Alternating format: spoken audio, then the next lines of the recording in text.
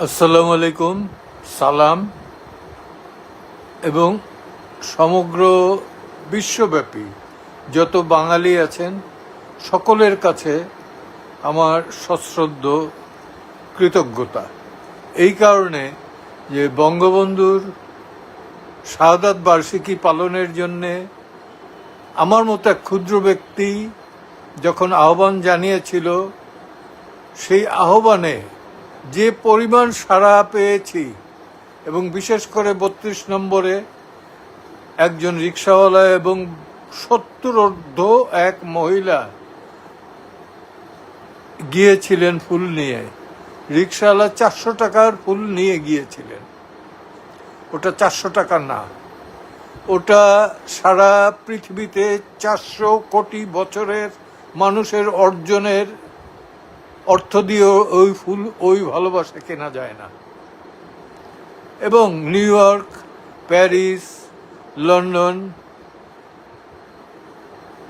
পৃথিবীর বিভিন্ন দেশে, সুইডেন, ইতালি, পর্তুগাল, লিসবন,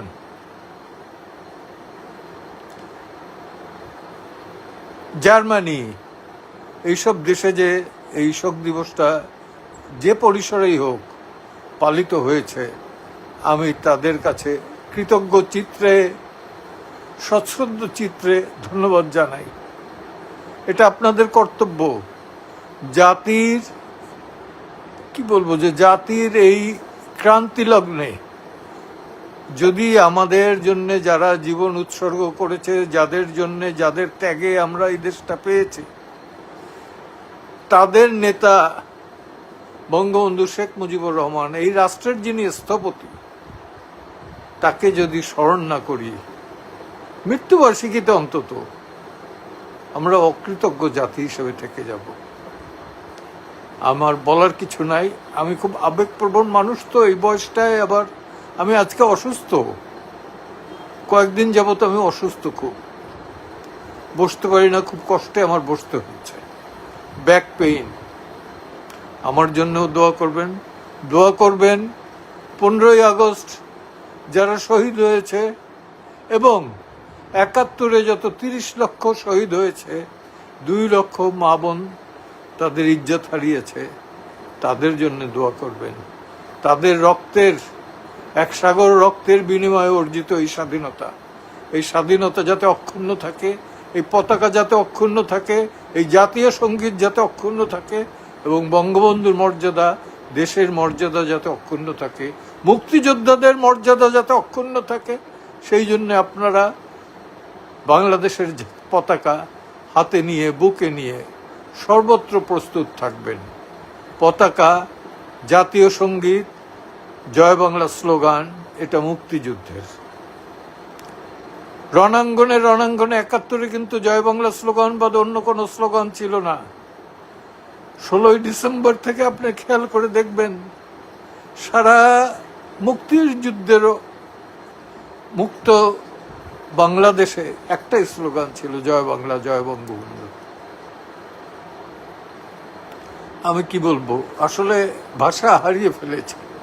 আমি কখনো বুঝতে পারি না যে এত মানুষের ভালোবাসা কমল পরে আমার ফোন ধরতে ধরতে আমি বিরক্ত হয়ে গেছি। আমি কিছু বলতে পারবো না। আমি কৃতজ্ঞতা জানাই আমাকে যারা সাহস দিয়েছেন দেশে থেকে।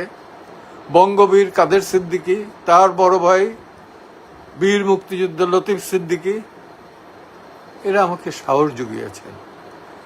এবং আমাদের ভেতরে এক অর্গানাইজার আছেন, সংগঠন আছেন, ঢাকা বিশ্ববিদ্যালয়ের আইন বিভাগের প্রথম বর্ষের ছাত্র বুলবুল, অনেক অসংখ্য মানুষ আছেন, ডাক্তার সাহেব আছেন, বীর প্রতীক।